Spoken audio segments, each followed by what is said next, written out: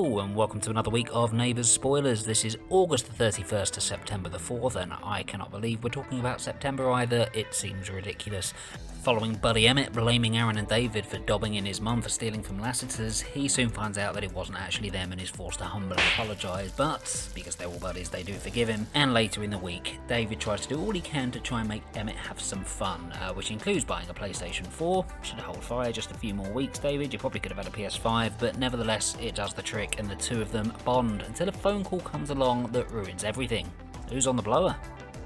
Mackenzie plans to stage an online protest against the Lassiters, but Harlow's a little bit worried that she may get offside with Paul and get her stuck in the middle in the process, which is, let's be honest, likely to happen.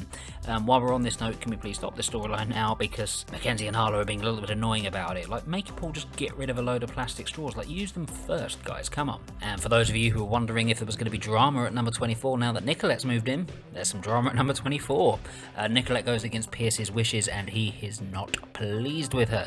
He makes his feelings known and Nicolette is forced to think that maybe she's better off just moving out and stopping this whole charade altogether. But with Chloe wanting her to stay, with Faye needing her to stay, and with Jane definitely wanting Nicolette to stick around on Ramsey Street, are they going to be able to find a happy compromise? Levi forgets to pick up his epilepsy medication this week and resorts to asking B for help in order to get it to him before he has another episode. But when Yashvi catches the two of them together, they are forced to come up with a quick cover, and that cover is that they're dating. Yashvi, however, is obviously quite confused as she's only just heard from Levi that he's not keen on being a part of Levi. How long will it be until she rumbles what's going on, and what will it mean for Levi's job if his superiors find out that he's epileptic? And there's a bit of upset for B as well, as Yashvi does tell me what Levi said about her having too much baggage. This coinciding just as B is about to head off on holiday doesn't exactly give her the happiest of goodbyes, but you know, maybe it's best she did know. Toadie tries to jump back on the dating horse this week, which I don't understand why he would, considering how much of a devastatingly painful love life he's had lately, but nevertheless, always the optimist, Toadie is doing his best to get back on the horse, but he enlists Cole Kennedy's help to try and find him the perfect date, which seems like another misguided thing for him to do, and he soon realises that himself, asking Cole to butt out. Kyle Canning gets a little bit jealous this week when he starts to feel second best to Levi. Oh, how the tables have turned, Kyle. Sheila soon realises that something's wrong with him and he has to explain himself. As for Ned Willis, he's still continuing his fandangling, but Yashvi's getting a bit concerned that people are interested in other things than his art, but Ned still thinks it's the best way to get his art out there. And his penis. And then the big story of the week then continues to be Shane Rebecca and his downward spiral into drugs.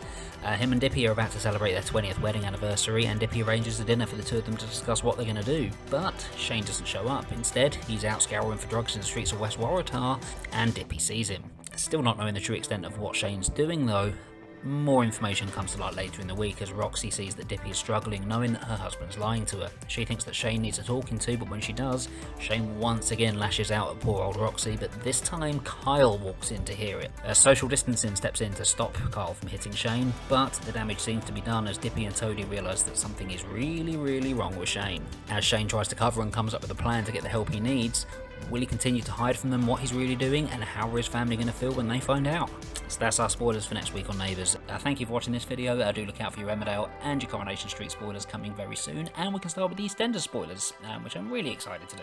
Let us know what you're looking forward to in this week in the comments down below. Let us know what you're not to. Let's talk all things Neighbours here. Thank you very much for watching, and see you on the next video.